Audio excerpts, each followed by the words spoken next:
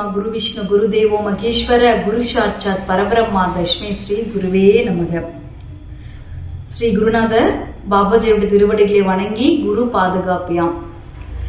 இன்னைக்கு நம்ம பரஞான சேனல்ல பார்க்க இருக்கக்கூடிய தலைப்பு எது அப்படின்னா, நீ தேடும் கடவுள் உனக்குள்ளதான் இருக்காரு அப்படிங்கிற ஒரு தலைப்பை பார்ப்போம். நம்ம வெளி உலகத்துல கடவுள்களை தேடி நம்ம கண் கண்ட இடங்களில் நம்ம கண்ணுக்கு எட்ட முடியும், செவிக்கு கேட்ட முடியும், எந்தெந்த இடத்துல கோவில் தலங்கள் இருக்கோ, என்னென்ன சமாதிகள் இருக்கோ, என்ன மசூதிகள் இருக்கோ, என்ன சர்ச் இருக்கோ, ஆலயங்கள் அத்தனையும் நம்ம சுத்திட்டு இருக்கோம் இல்லையா? ஆனா எல்லா இடத்துலயும் நீ சுத்தி பார்த்தாலும் அங்க போய் நீங்க என்னென்ன பாக்குறீங்களோ அத்தனையும் உங்களுக்குள்ளதான் இருக்கு.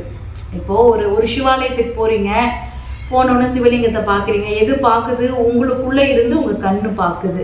வீட்டுக்கு வரீங்க, கண்ணை மூடி அந்த சிவலிங்கத்தை கண்ணுக்குள்ள கொண்டுட்டு வரீங்க, நினைச்சு பாக்குறீங்க. அப்ப நினைக்க முடியுதா? பார்க்க முடியுதா? அங்க போகாமையே உங்களால. அப்போ உண்மையான தெய்வம் கடவுள் எங்க இருக்கு அப்படின்னா, உனக்குள்ள கடந்து போய் நீ இருக்கும்போது உனக்குள்ளேயே அனைத்து நிலைகளும் இருக்கு. நீ வெளியில ஓடி தேடி அலைந்து திரிந்து இறைவனை அடையணும் அப்படிங்கிறது கிடையவே கிடையாதுன்னு சித்த பெருமக்கள் சொல்றாங்க. ஆனா அப்படிலாம் நம்ம அலைந்து திரிந்தால் மட்டும்தான் உண்மையான இறைவனை அடைவதற்கு நம்மளே எவ்வளவு கஷ்டப்பட வேண்டியது இருக்கு, எவ்வளவு பக்குவங்கள் தேவைப்படுது அப்படிங்கிற மிகப்பெரிய ஒரு விஷயம் வெளியில ஆலயத்துலதான் இருக்கு. நமக்கான பக்குவம், நமக்கான பக்தி, நமக்கான பாதை எல்லாமே இந்த கலியுகத்துல வெளியில இறை தூதர்கள் நம்ம சித்த பெருமக்கள் ஒரு பாதையா ஒரு கோவிலை கட்டி வச்சுட்டு இங்க எங்க போங்க, இந்த அனுபவங்கள் உங்களுக்கு கிடைக்கும், அந்த அனுபவங்களை பெற்று ஒரு இடத்துல அமர்ந்து உங்களை கடந்து அந்த அனுபவங்கள் ஆண்டவனாக மாறும். அந்த ஆண்டவன் உங்களுடைய ஆன்மாவை காட்டி கொடுக்கும். அந்த ஆன்மா பரபிரம்மத்தை காட்டி அனைத்துமே நான் தான் நீ தான் நான் அப்படிங்கிற நிலையை அது காட்டும். அப்ப இந்த உடலை சுமந்து கொண்டு நம்ம உண்மையா பக்தியில எத்தனையோ இடங்கள், மலை, கோவில், எங்கனாலும் தீர்த்தம், மூர்த்தம், யாத்திரை எங்கனாலும் நம்ம சுத்தனாலும் அங்க கிடைக்கக்கூடிய உண்மையான அனுபவங்கள் தான் நம்மளுடைய மனதுடைய பக்குவம்.